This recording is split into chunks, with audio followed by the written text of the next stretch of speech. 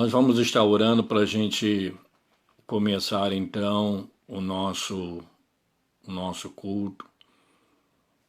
Hoje, Helene, que Deus te abençoe. Vamos orar então. Senhor amado, nós louvamos o teu nome, ó Pai, por esse dia que o Senhor nos concedeu e queremos te agradecer, ó Deus, pela oportunidade de podermos estar assim reunidos para estarmos cultuando o teu nome, embora que dentro do recôndito de nossas casas nós temos acesso uns aos outros através desse mecanismo pelo qual te agradecemos. E te rogamos, ó Deus, que o Senhor venha nos abençoar grandemente através dessa transmissão, que a tua palavra realmente possa nos edificar grandemente, que o Senhor possa nos abençoar de maneira tremenda para a glória do teu nome. Abençoa cada um daqueles que estão assistindo, ó Pai, a nossa fala, assistindo esse trabalho, que o Senhor possa abençoar grandemente as suas vidas e que o Senhor derrame sobre as nossas vidas a tua bênção e a tua paz. Nós assim te oramos e te agradecemos no nome de Jesus, teu Filho amado, que vive e reina pelos séculos dos séculos. Amém. Amados, a gente fica sempre, como eu tenho sempre dito, preocupado com aquilo que a gente pretende falar, e a gente procura contextualizar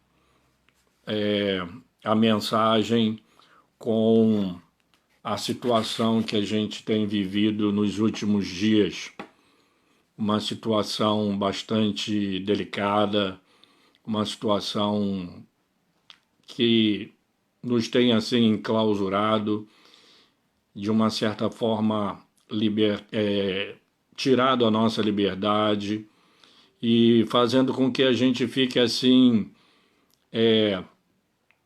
meio preso, né? A gente só sai quando precisa sair, mas é uma necessidade, e eu creio que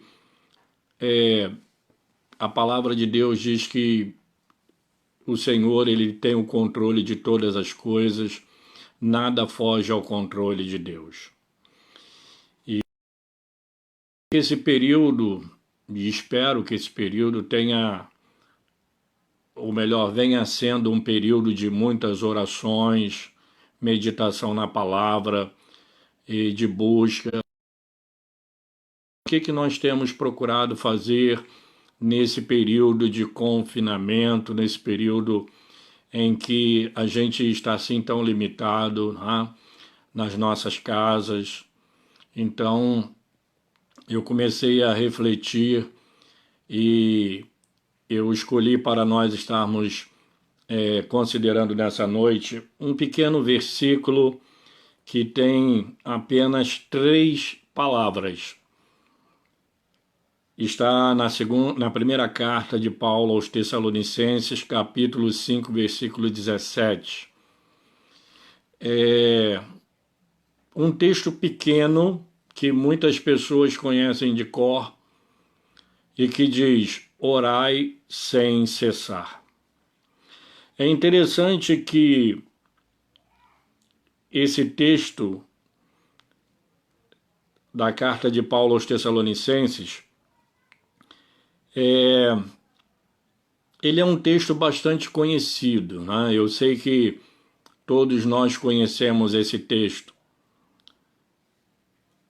É um pequeno versículo e ele faz parte de um número de diversos preceitos dados pelo apóstolo Paulo aos nossos irmãos da igreja de Tessalônica.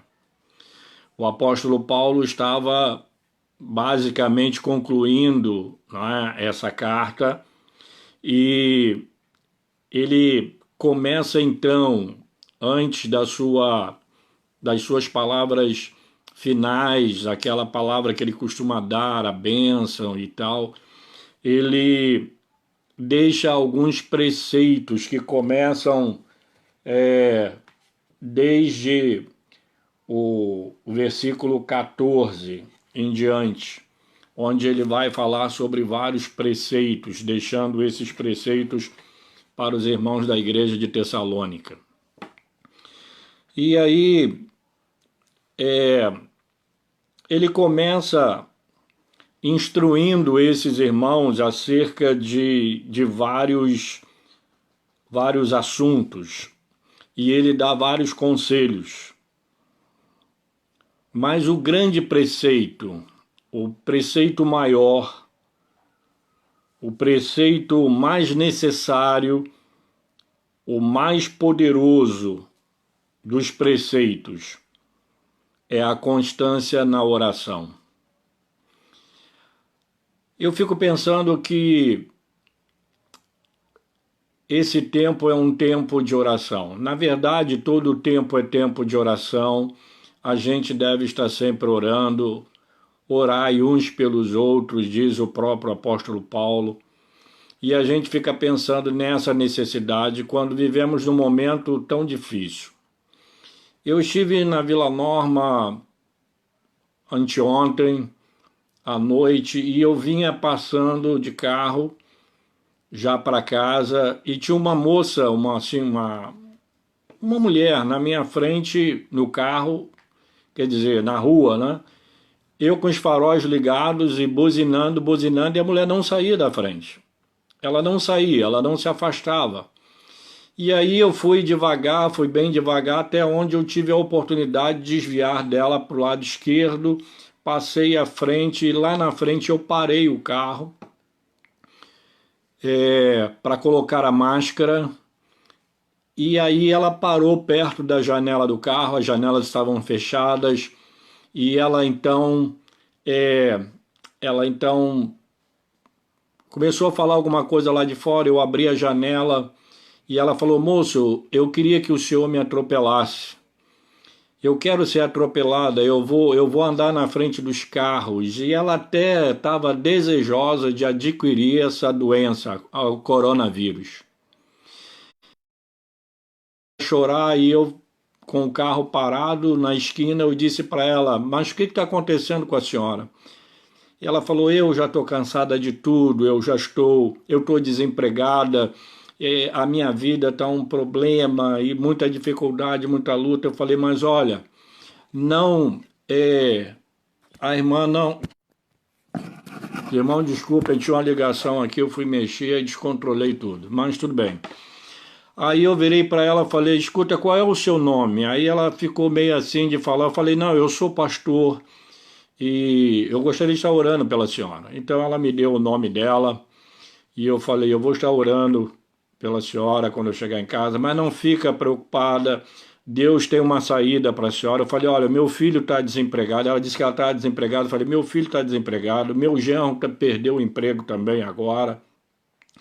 Tem muita gente vivendo uma situação difícil, mas Deus está no controle, a senhora confia no Senhor e eu vou estar orando pela sua vida para que o Senhor realmente possa fazer uma obra na sua vida. Não desista da sua vida, a sua vida é preciosa aos olhos de Deus, a sua vida é importante para Ele e a nossa vida é uma coisa muito importante, nós não devemos abrir mão dela assim, de qualquer maneira. Nós devemos deixar que Deus está no controle de todas as coisas.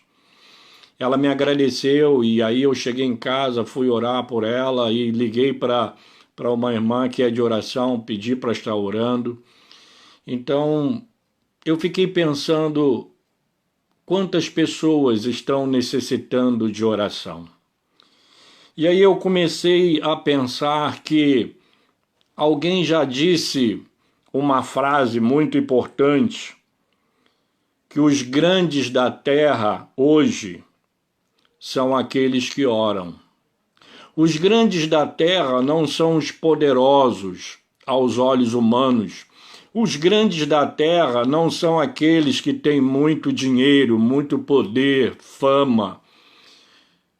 Os grandes da terra são aqueles que estão constantemente em contato com Deus através da oração. Eu não me refiro, quando eu falo em oração, eu não me refiro aos que falam a respeito da oração. Também não me refiro aos que dizem que creem na oração. Refiro aos que sabem explicar os méritos da oração. Eu refiro-me a pessoas que separam tempo do tempo que muitas vezes não tem para orar e oram. Quando é que a gente tem tempo para orar? Se a gente for pensar, a gente nunca tem tempo para orar. Então, amados, o tempo da oração, ele deve ser subtraído de outra atividade qualquer. Ou nós extraímos algum tempo da nossa agenda, do nosso dia, algum momento para orar, paramos tudo e vamos orar, ou nós não oramos. Nós podemos falar tudo acerca de oração, falar sobre o poder da oração, falar sobre os resultados da oração, falar de exemplos de homens e mulheres de oração, mas nós oramos, nós buscamos a Deus em oração, nós temos vivido uma vida de oração na presença de Deus, nós temos orado por nossas vidas, pela nossa família, pelas igrejas, pelo mundo, pelas autoridades.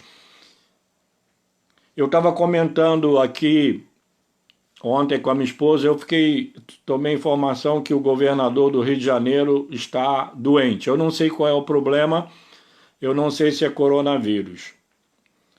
Eu falei para minha esposa, eu não gosto dele, eu votei nele, mas ele me decepcionou. Então, mas não é por isso que eu vou deixar de orar por ele. Quando eu soube que o Lula, da primeira vez que ele teve câncer, eu orei por ele, embora eu não gostasse dele. E agora eu soube que ele está com câncer de novo, eu tenho orado por ele. Eu tenho orado por Ana Maria Braga, embora eu não me simpatize por ela, eu oro por ela, porque eu sei também que ela está com câncer. Hebe Camargo, quando estava viva com câncer, eu orava por ela diariamente, embora também eu não me simpatizasse com ela. Mas eu penso que nós precisamos orar. A situação do governador política não interessa, a gente tem que orar pelo homem, pela pessoa que está precisando de oração, seja lá qual for o motivo. Então, amados, orar é um momento em que a gente precisa separar para falar com Deus. Eu sei que talvez você saiba disso, mas será que nós temos feito isso? Largamos a nossa atividade, aquilo que é mais importante, para orar?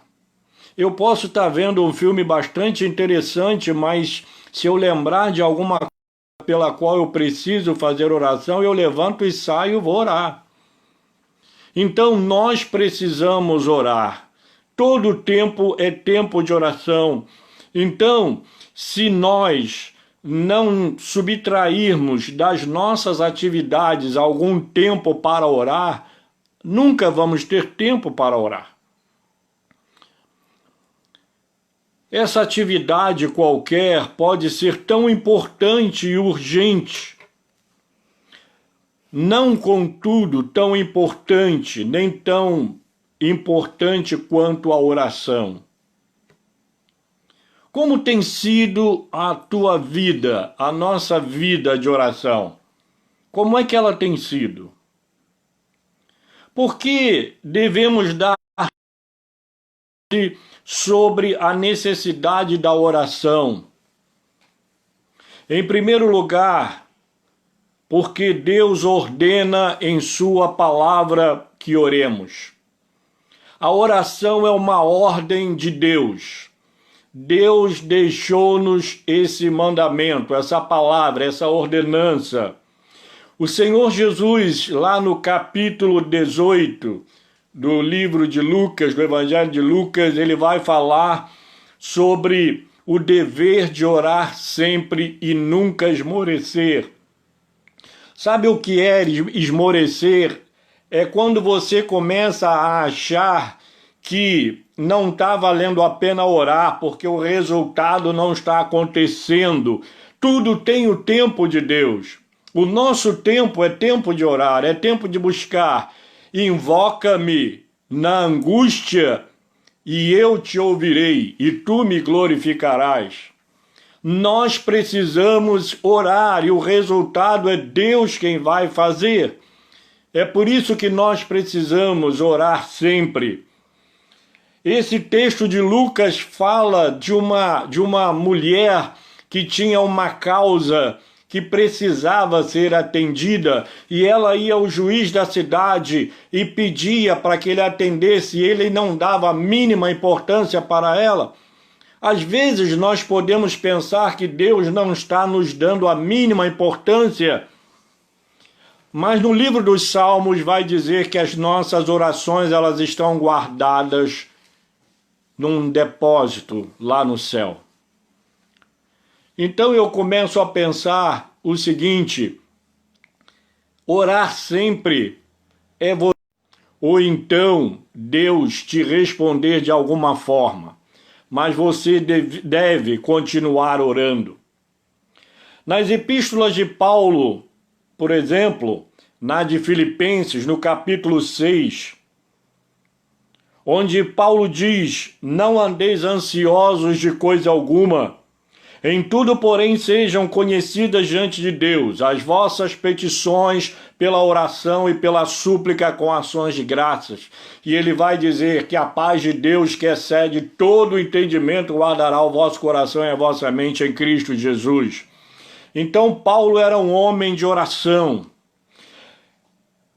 Em 1 Timóteo 2, capítulo 1, Paulo recomenda: antes de tudo, pois, exorto que se use a prática de súplicas, orações, intercessões, ações de graças em favor de todos os homens. Paulo está dando essa orientação para Timóteo, e essa orientação não ficou só para ele. Timóteo era um pastor. O pastor precisa orar, o pastor precisa ter vida de oração, vida com Deus. Vida com Deus é vida de comunhão através da oração e através da palavra. E Timóteo era um jovem pastor, era um homem já bastante calejado, um homem bastante experiente. E ele orienta Timóteo sobre essa necessidade da constância da oração, de orar em todo o tempo, de orar em todos os momentos da vida. Orar pelas dificuldades e apresentar diante de Deus as nossas orações com petições e súplicas, para que a paz de Deus possa reinar sobre as nossas vidas. Então, Paulo também escrevendo na carta aos Filipenses, na primeira carta, capítulo 5, versículo 25, Paulo pede: irmãos, orai por nós. Paulo era um homem que reconhecia a necessidade de ter uma base sólida. Essa base era a oração, e a base da nossa sustentação, seja ela de que natureza for, é a oração. A oração move o braço daquele que move o mundo, a oração move as mãos daquele que move o mundo. Não orar, amados, é cometer um pecado de omissão. Foi o profeta Samuel que disse: longe que contra o Senhor, deixando de orar por vós. A nossa negligência na oração, ela é um pecado. Ela é o pecado da omissão. Essas palavras de Samuel, elas foram dadas no momento em que, logo após ter sido rejeitado, porque havia o período da teocracia, quando Deus governava diretamente o povo e falava através dos profetas. Samuel era um profeta e era um juiz, ele julgava o povo, ele orava pelo povo, ele foi um homem resultado de uma oração. Ontem foi comentado pelo pastor sobre Ana, uma mulher estéril, e ela ter concebido foi um milagre de Deus. Esse homem, Samuel, ele foi fruto de um milagre, e sua vida toda foi vida de oração. Muito cedo na sua vida, ele começou a ouvir a voz de Deus. Esse homem teve o privilégio de consagrar 2 reis, que foi Saul e depois Davi. Esse homem era um homem de Deus, era um homem que vivia uma vida de constante oração. E aí, depois que o povo fala que ele já estava velho e eles queriam ter um rei à semelhança das outras nações, ele ficou triste, sentindo-se rejeitado, mas Deus diz: olha, você não fica assim, porque não é a você que eles estão rejeitando, mas é a mim, para que eu não reine do povo. Mas Samuel, mesmo depois de consagrar Saul e depois a Davi e ter saído de cena, ele continua lá nos bastidores, orando, intercedendo. Ele orava muito por Saul, ele orava por Davi. E aí, no final da sua vida, quando ele se coloca diante do povo e ele faz a resignação do seu cargo, não porque quisesse, mas por uma questão circunstancial, ele vai dizer: longe de mim que eu peque contra o Senhor, deixando de orar por vós. Antes vos ensinarei o caminho bom e direito. Então ele era um homem que, mesmo saindo de cena, ele continuava orando. E a sua vida toda foi uma vida de oração. Então, amados, nós precisamos orar em primeiro lugar, porque é uma ordenança de Deus que esteja sempre orando. Em segundo lugar, os heróis da fé antes foram heróis de oração. Noé não teria construído aquela arca se não fosse um homem de oração. Quando nós vamos ler lá em Gênesis 8, versículo 20, nós vamos ver isso. Abraão não seria o pai da fé se não fosse um homem de oração. Lá no livro do Gênesis, capítulo 12, versículo 7, o contato que ele tinha com Deus e Deus com ele. Ele estava sempre a sós com Deus, em oração. Isaac não seria uma figura de Cristo se não fosse um homem de oração. Nós vemos isso lá em Gênesis, capítulo 24, versículo 63. Jacó deixou de ser Jacó e passou a ser Israel depois de uma noite de oração. Está lá no capítulo 32, de 22 a 32 do livro do Gênesis. Foi ali que Deus operou grandes mudanças na vida de Jacó. Ele ali deixou de ser suplantador e se tornou um príncipe, porque lutaste com Deus e com os homens e prevaleceste.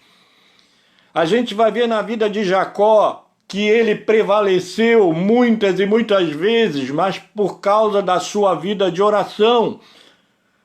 Ele vivia em constante oração a Deus. Teria vencido as tentações se não fosse um homem de profunda comunhão com Deus através da oração. Nós conhecemos a vida de José e sabemos que esse foi um grande homem de Deus. Ele sai de Potifar, da casa de Potifar, ele vai para a prisão, depois sai da prisão e vai ser o segundo depois de Faraó. Mas ele era um homem de oração, um homem que estava em contato direto com Deus, onde Deus falava com ele, onde ele era uma pessoa respeitada e uma pessoa de confiança, porque era um homem de oração. Moisés foi herói porque o seu lugar preferido era o monte de Deus.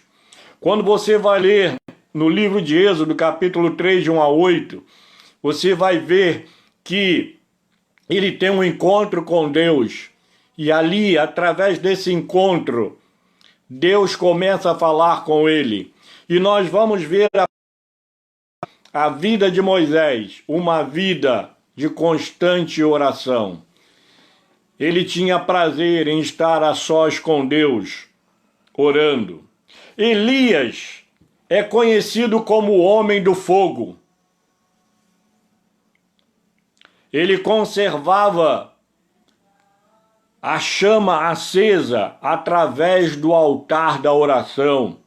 Lá em 2 Reis, capítulo 18, de 36 a 39, e também no capítulo 42, ou melhor, nos versículos 42 a 44, todos vocês sabem que Elias foi aquele homem que orou para que não chovesse, e durante 3 anos e meio não choveu.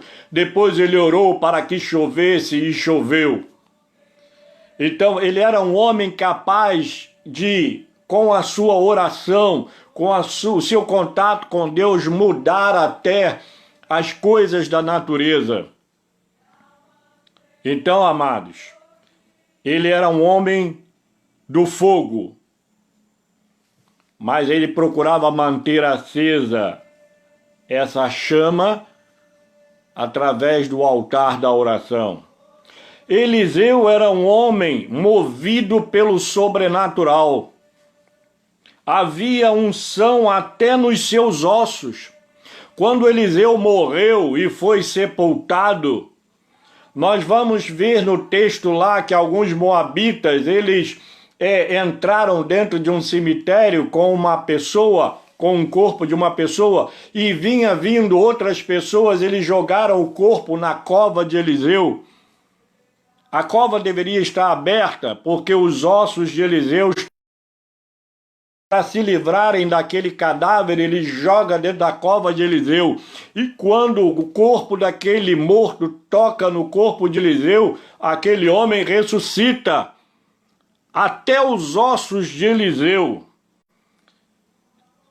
era movido pelo sobrenatural, porque ele era um homem de oração, porque ele orava constantemente, ele tinha uma vida de comunhão constante com Deus. Neemias foi um dos maiores construtores de que nós temos notícia. Ele construiu a muralha, reconstruiu a muralha de Jerusalém, porque era um homem de oração. Eu não sei se vocês já tiveram o privilégio de ler o livro de Neemias, vocês vão ver que todo o trabalho dele foi feito. Ele estava orando e trabalhando e orando. Inimigos por dentro, era muita coisa que ele tinha que enfrentar, mas ele sempre em contato com Deus, através da oração. Ele não deixava de orar nunca. Sempre que aparecia uma dificuldade, então eu clamei ao Deus do céu. Ele vai dizer, o Deus dos céus é que nos dará bom êxito. Ele orava e todo o trabalho realizado por ele foi movido por oração. Então, amados, e o que dizer de Jó, Daniel e o próprio Senhor Jesus. Então nós temos na Bíblia número de exemplos de pessoas que mudaram a história, fizeram a história, mudaram situações, fizeram coisas tremendas. Porque eram grandes? Não, porque se dobravam do Senhor. Eram pessoas que estavam constantemente na presença de Deus em oração. A oração, amados, ela é uma coisa tremenda, é uma arma poderosíssima. É a arma mais poderosa que nós temos. Em terceiro lugar, porque a oração é a arma poderosa do cristão. O apóstolo Paulo, quando ele escreve aos Efésios, no capítulo 6, ele vai falar acerca dessa necessidade. Quando nós lemos essa carta, nós vamos ver Paulo falando no capítulo 6, versículo 12, ele diz: porque a nossa luta não é contra o sangue e a carne, e sim contra os principados e potestades, contra os dominadores deste mundo tenebroso, contra as hostes, as forças espirituais do mal nas regiões celestes. É por isso que, quando ele diz que a nossa luta não é contra o sangue e a carne, ele está dizendo que a nossa luta não é contra pessoas, não é contra seres humanos. A nossa luta é contra inimigos invisíveis, inimigos poderosos, inimigos que são inimigos de Deus e da causa de Deus e das coisas de Deus. E é por isso que ele vai colocar aqui a oração como sendo uma das partes integrantes da armadura do cristão. A armadura que o cristão deve se revestir para que ele possa vencer as lutas, as dificuldades, os problemas da vida. E quando nós vamos lá para o livro de Atos, capítulo 12, nos versículos 4 a 6, nós vemos isso: tendo feito prender, lançou no cárcere, entregando a 4 escoltas. Olha, eu não vou nem ler esse texto, porque esse texto é muito conhecido. Herodes mandou matar Tiago, mandou decapitá-lo e prendeu a Pedro. E como ele viu que ao assassinar Tiago, isso agradou o povo, então ele pretendia fazer a mesma coisa com Pedro. Por alguma razão não fez na hora, mas é claro, Deus tinha planos para a vida de Pedro, e Pedro foi encarcerado. A palavra de Deus diz que ele estava lá. O texto fala que ele tinha sido entregue a 4 escoltas de 4 soldados cada uma para o guardar. E Herodes tensionava apresentá-lo ao povo depois da Páscoa. E diz o versículo 5, Pedro, pois, estava a guardar, mas havia oração incessante a Deus por parte da igreja em favor deles. Você sabe o que aconteceu? De repente, o Senhor enviou um anjo. É interessante que esse anjo vai lá, aquele monte de soldados ali, Pedro estava com seus pés e mãos amarrados no tronco, e aí o anjo vai lá, as portas se abrem, as trancas se abrem, e aquelas algemas caem, e o anjo sai acompanhando Pedro, dizendo, segue-me, e os soldados ali, a oração fez com que aqueles homens ficassem cegos e não vissem Pedro saindo. Eu fico pensando que Eles poderiam até não ver o anjo, tudo bem, né? Qualquer pessoa que vê anjo. Tem algumas pessoas que veem anjo, mas eles não verem anjo, tudo bem, mas Pedro, pelo menos eles podiam ter visto Pedro andando, mas tudo indica que eles não viram Pedro. Só notaram a falta de Pedro quando de manhã mandaram buscar Pedro e chegaram lá, a escolta estava lá, estava tudo lá, mas Pedro não estava. E o que Pedro faz quando sai da prisão? Ele vai para a casa da mãe de João Marcos, porque lá havia uma reunião de oração. Havia uma reunião de oração, todo mundo orando por Pedro, todo mundo clamando por Pedro. E aí ele chega, bate no postigo da porta, e a empregada vem, abre, ela não acreditou. Às vezes nós não acreditamos nas nossas próprias orações. Isso é um problema muito sério.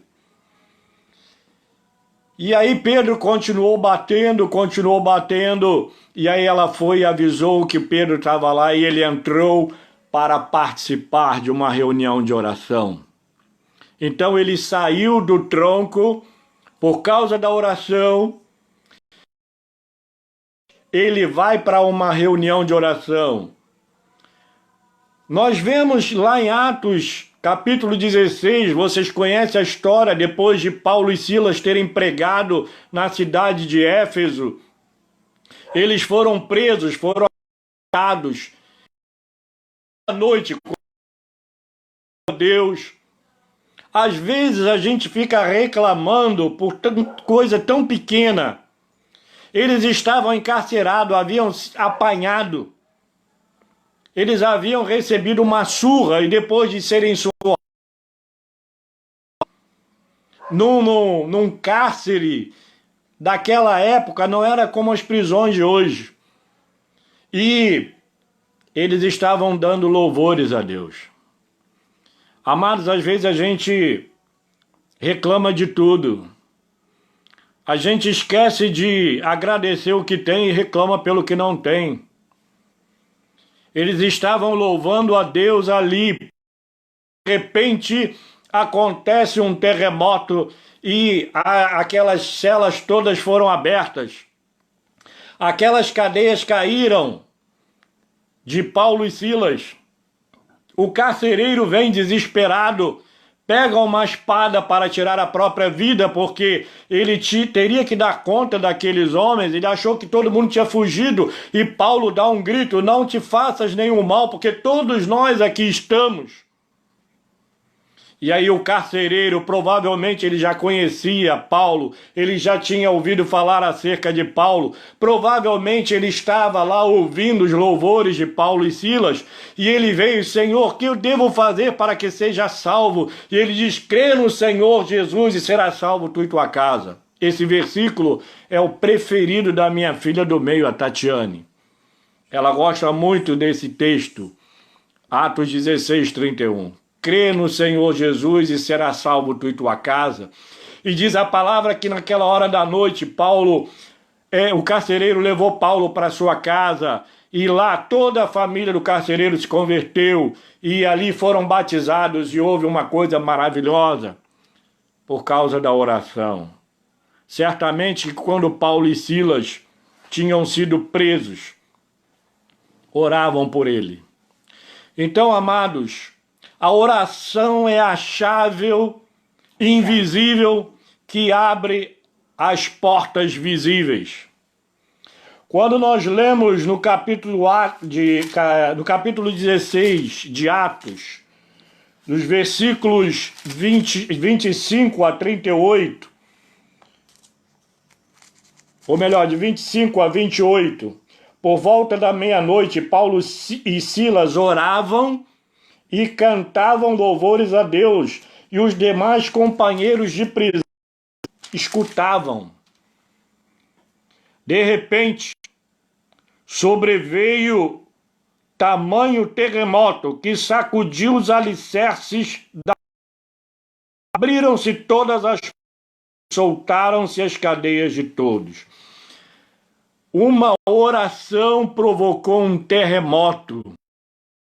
E esse terremoto arrebentou com aquelas grades, com tudo aquilo, porque aqueles homens estavam orando, louvando e engrandecendo a Deus, mesmo no momento de aflição, mesmo no momento difícil.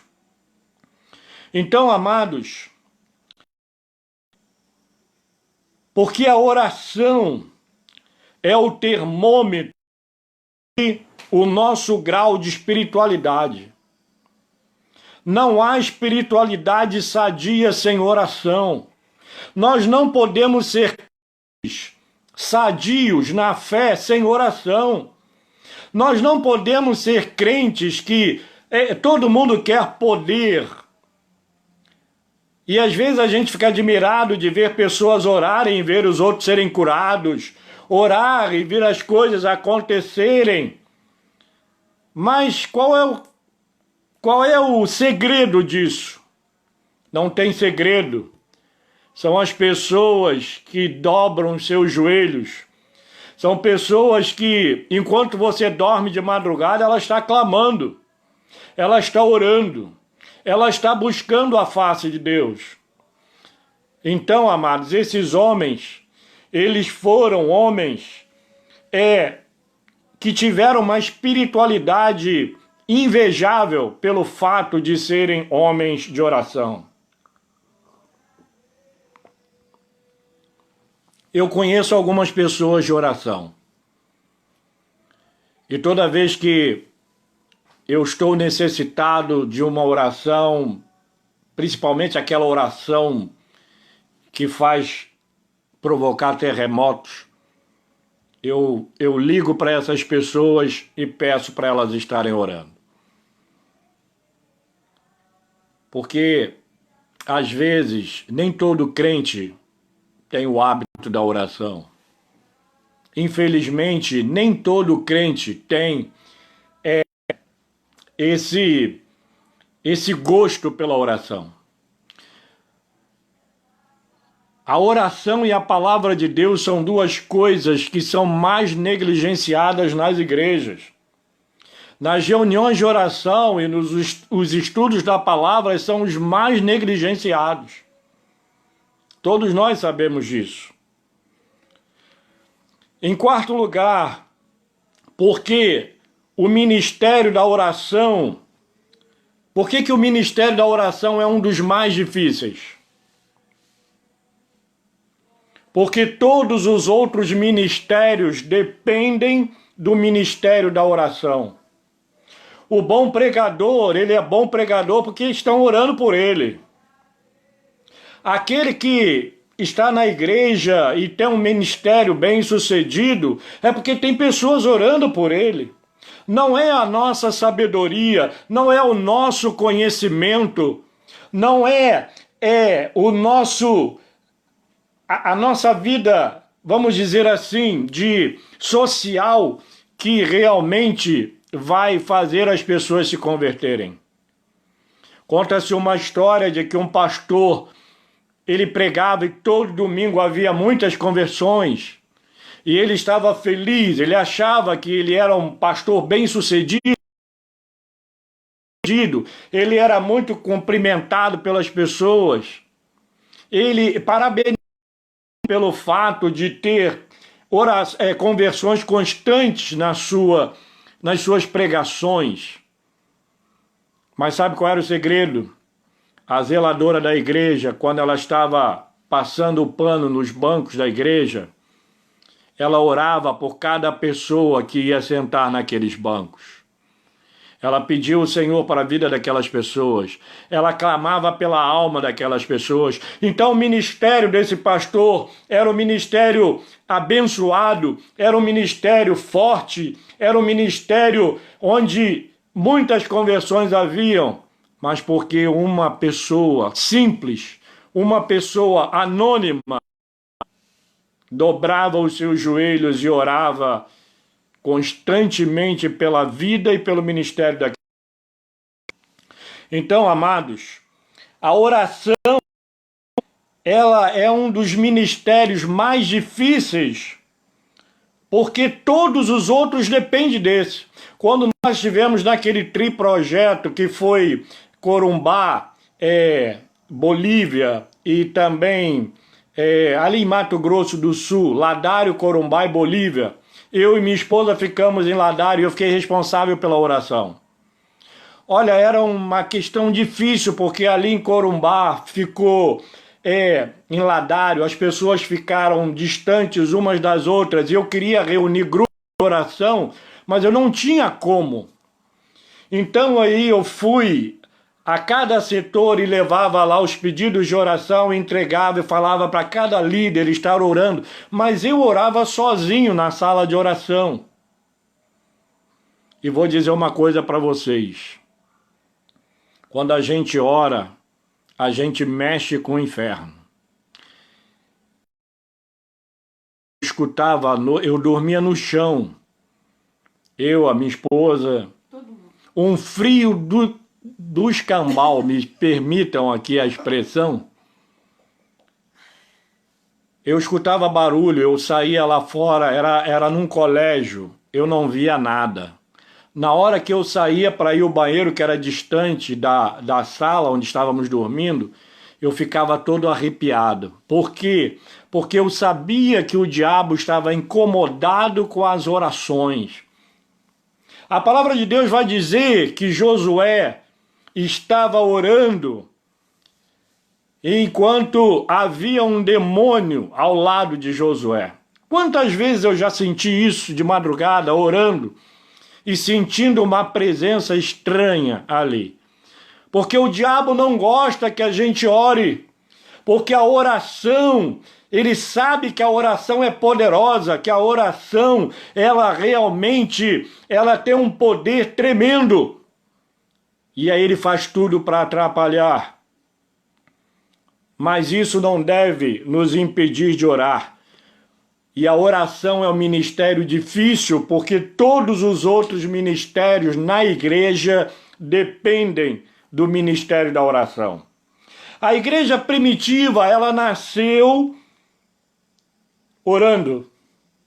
Quando você vai ler em Atos, capítulo 14, ou melhor, capítulo 1, versículo 14, você vai ver que havia um grupo de pessoas reunidas.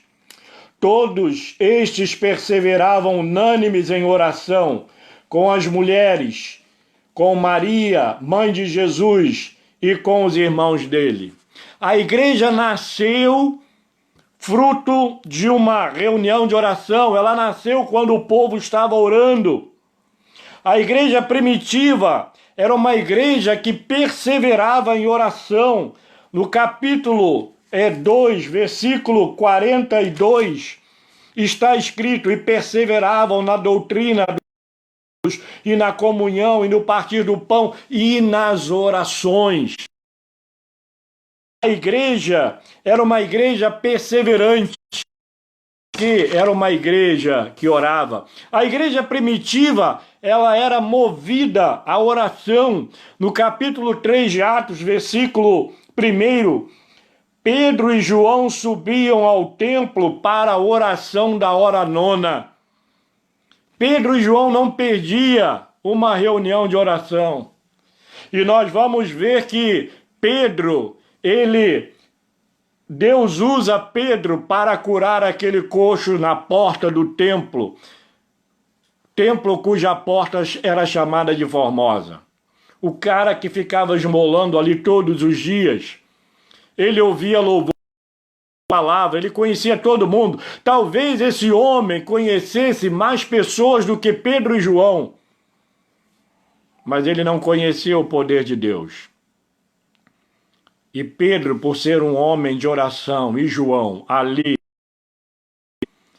eles, em nome de Jesus, levanta e anda, e aquele homem ficou curado. Então, amados, a igreja primitiva sabia fazer oração vitoriosa. Quando nós lemos em Atos capítulo 4, versículo de número 31, e tendo eles orado, tremeu o lugar onde estavam reunidos, e todos ficaram cheios do Espírito Santo e com intrepidez anunciavam a palavra de Deus. Olha, não podemos negar que todos nós, pastores, presbíteros, diáconos, diaconisas, jovens, adolescentes, todos nós queremos ser cheios do Espírito Santo. Nós queremos ser pessoas que falem a palavra com intrepidez. Mas olha, sem vida de oração não é possível. A oração é a base, ela é o poder que nós precisamos. A oração aqui provocou um terremoto. Eles oraram e o lugar tremeu. E todos ali foram cheios do Espírito Santo. Se você quer ter uma vida cheia do Espírito, cheia de unção, de poder na palavra, poder para testemunhar as pessoas acerca de Jesus, invista tempo em oração.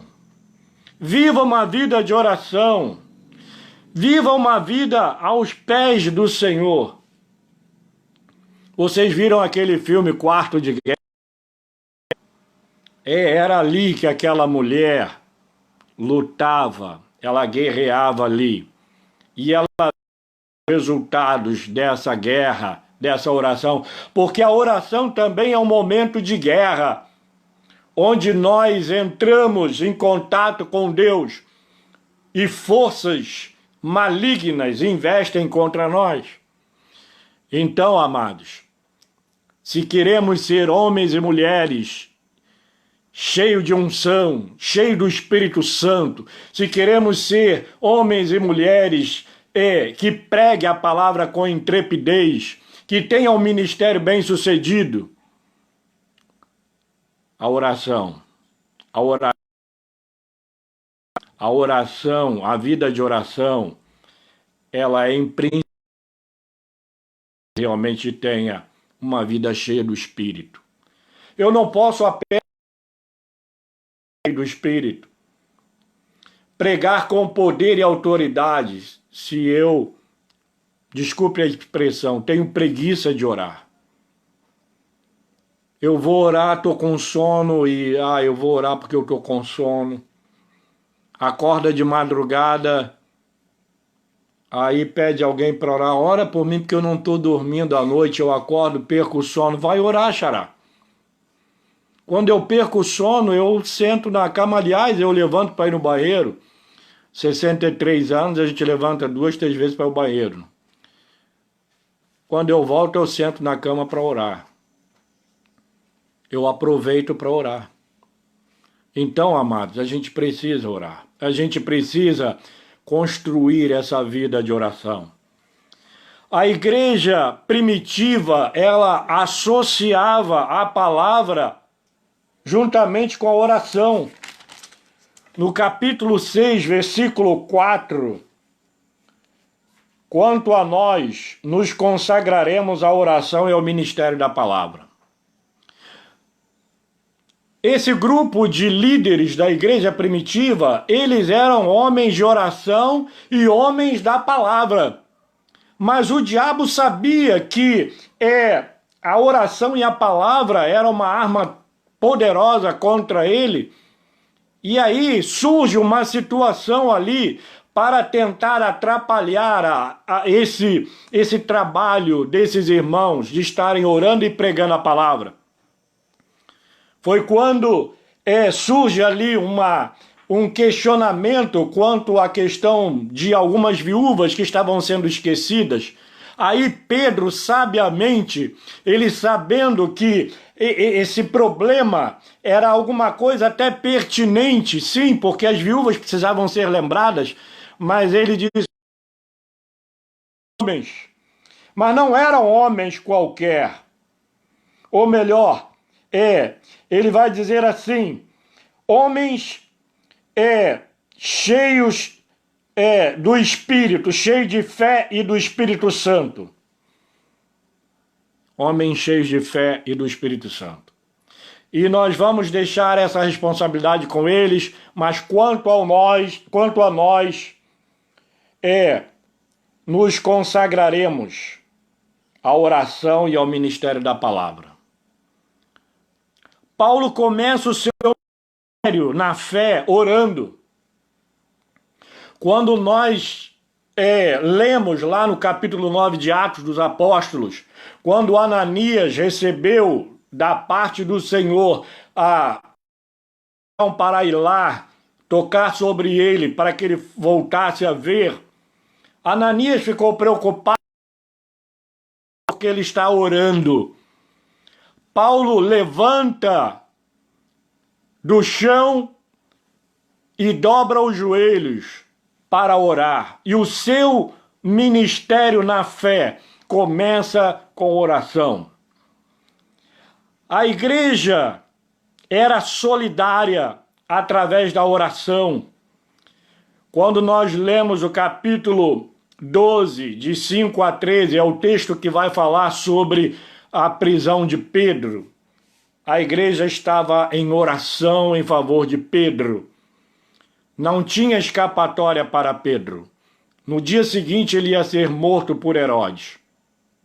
Mas foi a igreja em oração, a igreja sendo solidária a Pedro, que fez com que Deus enviasse o seu anjo e libertasse a Pedro. A igreja de Filipos nasceu envolvida na atmosfera da oração.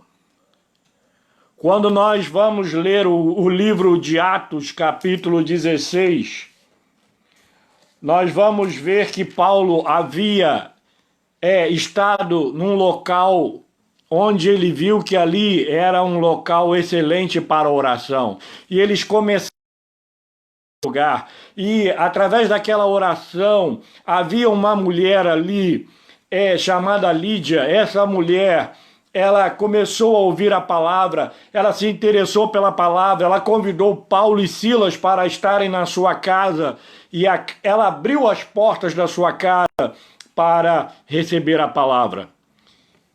Mas isso tudo foi através da oração. A igreja de Filipos, a primeira igreja que surge na Europa, ela surgiu envolvida nessa atmosfera da oração.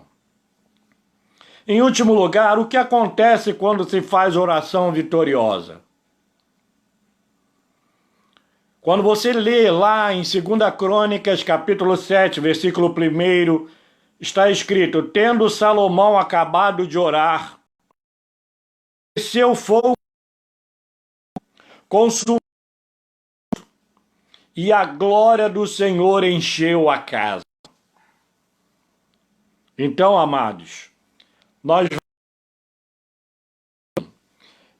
ela de Salomão fez com que descesse fogo do céu, que o holocausto fosse consumido, ou seja, Deus recebeu aquela oferta e a glória de Deus invadiu o templo, encheu o templo.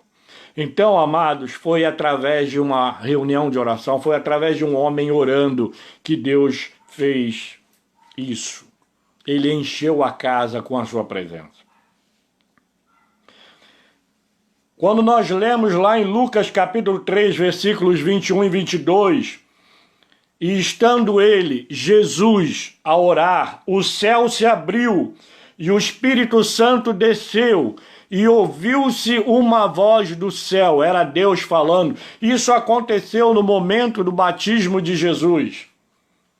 Ele ora, os céus se abrem, o Espírito de Deus em forma de pomba desce sobre ele e uma voz surge do céu: este é o meu Filho amado, em quem me comprazo. Em Atos 4:31 está escrito: tendo eles orado, tremeu o lugar. Todos ficaram cheios do Espírito Santo e anunciavam a palavra com ousadia. Como vai a tua vida de oração?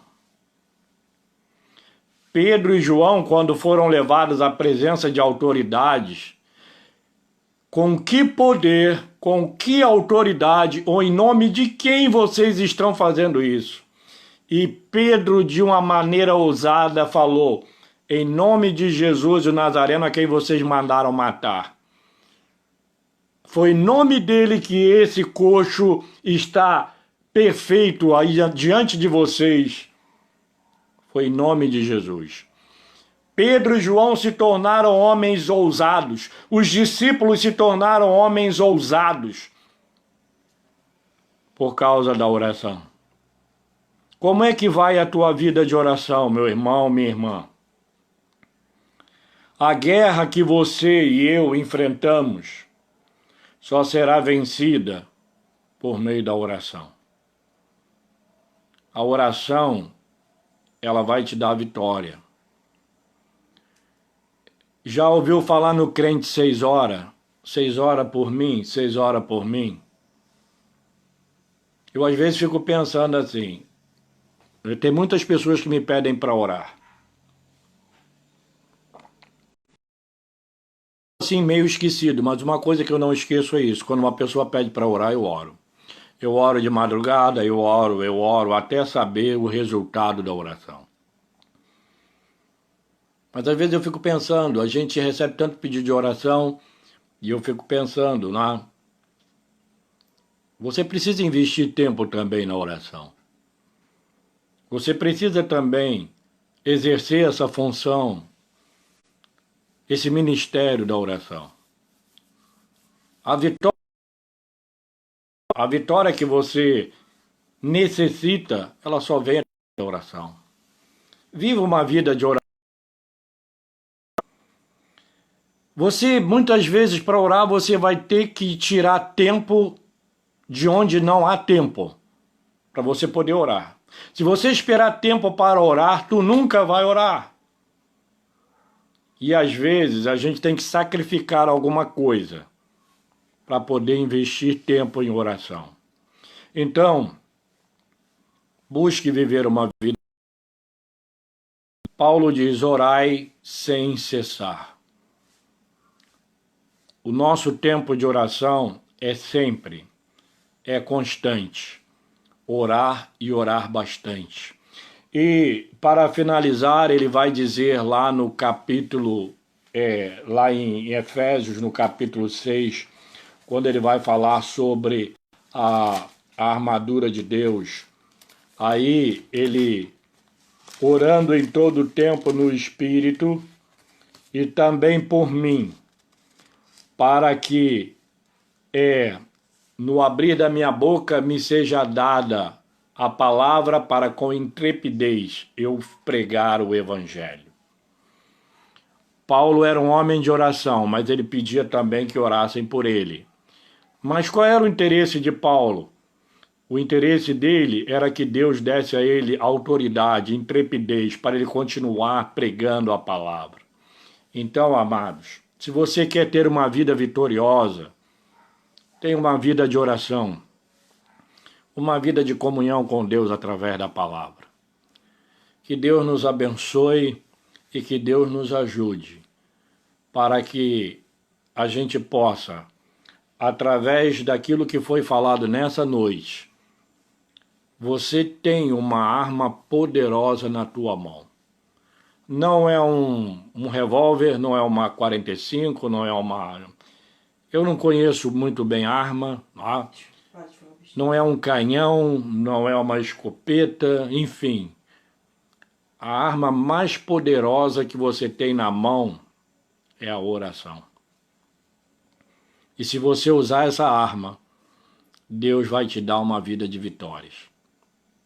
Se você quer ser um homem, uma mulher cheio do Espírito Santo, você tem que buscar viver uma vida de oração. Se você quer orar e ver os resultados, tem que viver uma vida de oração. Faça isso.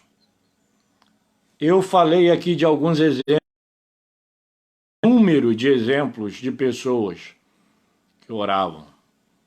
Oravam e eles viam coisas tremendas acontecendo. Se você quer ver milagres, você quer ver coisas acontecendo, ore. Ore. Viva uma vida de oração. Não espere tempo para orar. Tira o tempo da oração do tempo de alguma outra coisa para você orar. Que Deus nos abençoe, que Deus nos ajude e que essa palavra realmente possa surtir efeito na tua vida. Que você passe a ser um homem, uma mulher de oração. Só assim você vai ter vida vital. Que Deus nos abençoe. Vamos orar. Louvamos o nome, porque só Tu és digno, Senhor, de receber todo louvor, toda honra, toda glória e toda adoração. Louvamos o Teu nome, Senhor Deus, porque somos imperfeitos, somos pecadores. O bem que a gente quer fazer, a gente não faz, mas o mal que a gente não quer fazer, a gente faz.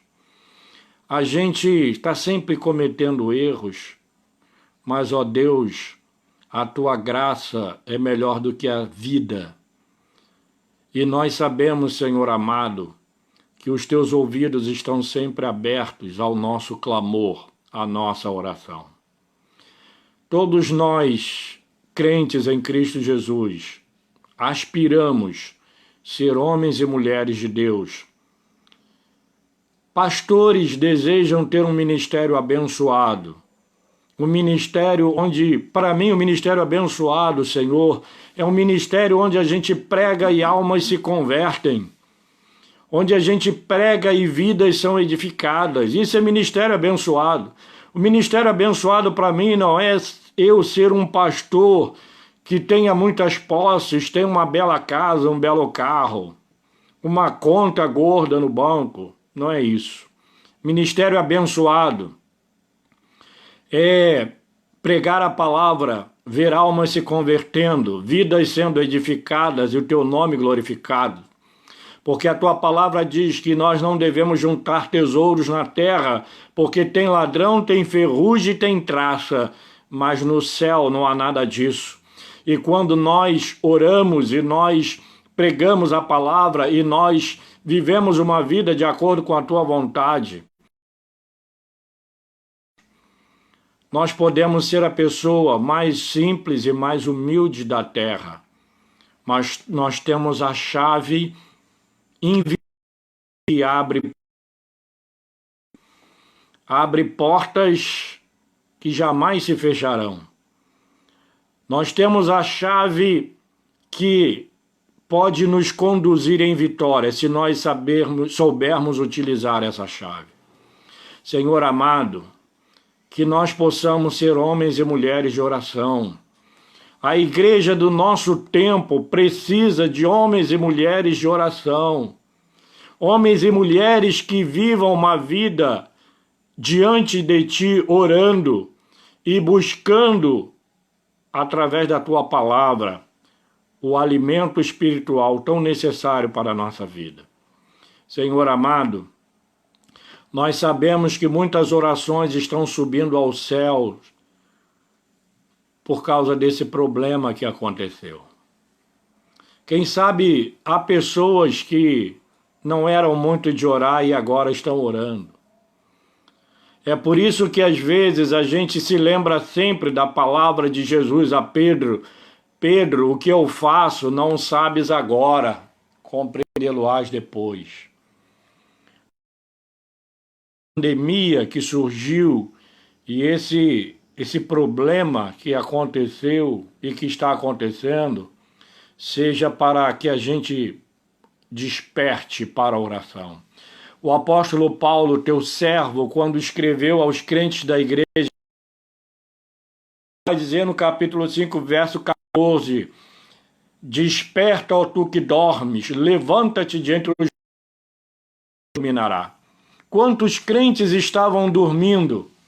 Quantos de nós estávamos dormindo e relaxando com a nossa vida de oração e meditação na palavra?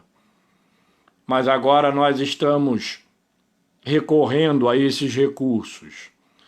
Então, Senhor Deus, ouve a nossa oração, mas nos ajuda para que quando passar esse problema que a gente está vivendo, a gente não volte a dormir como estávamos dormindo, a gente não relaxe como estávamos relaxando, que o que aconteceu fique gravado em nossa memória para que a gente possa entender a necessidade de vivermos uma vida constante de oração.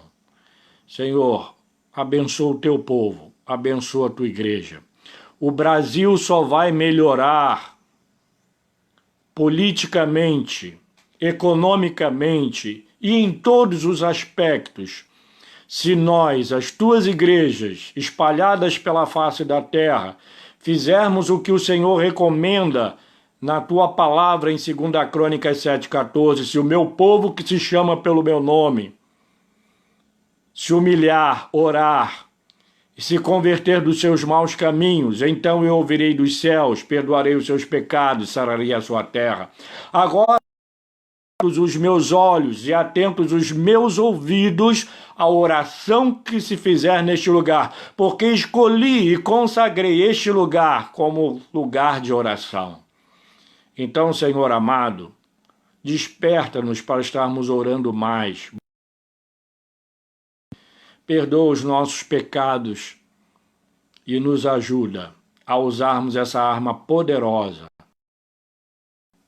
porque o Brasil ele vai melhorar se nós dobrarmos o nosso joelho. Vai levantar se nós nos dobrarmos diante de Ti. Recebe a nossa oração. Visita aqueles que foram acometidos por essa enfermidade. Ó Deus amado, te agradecemos por aqueles que já estão sendo curados. Eu te agradeço pela vida do Arthur, aquela criança de 3 anos que esteve hospitalizada, ela já teve alta, está na sua casa. E nós temos tido notícia de outras pessoas que estão sendo curadas, estão saindo do confinamento. Nós te agradecemos, ó Deus, porque o Senhor ouviu a nossa oração. E sabemos que o Senhor vai continuar ouvindo e daqui a pouco tudo isso vai passar. E nós vamos poder voltar a viver a nossa vida normal, mas nunca esquecendo de separar tempo para estarmos dobrando os nossos joelhos na Tua presença. Senhor, nos abençoe, abençoe a todos nós. Nós assim te oramos. Abençoa a nossa nação, sara a nossa nação. Nós choramos assim agradecidos em nome de Jesus. E que o Senhor te abençoe. Que o Senhor faça resplandecer o seu rosto sobre ti e tenha misericórdia de ti. Que o Senhor sobre ti levante o seu rosto e te dê a paz. Amém. Que Deus nos abençoe, que Deus te abençoe. Eu agradeço a todos que assistiram essa mensagem e que Deus dê bênçãos abundantes sobre a tua vida. Que Deus te dê uma noite de paz. Fica na paz, fica com Deus. Um abraço do PR Tudo Azul.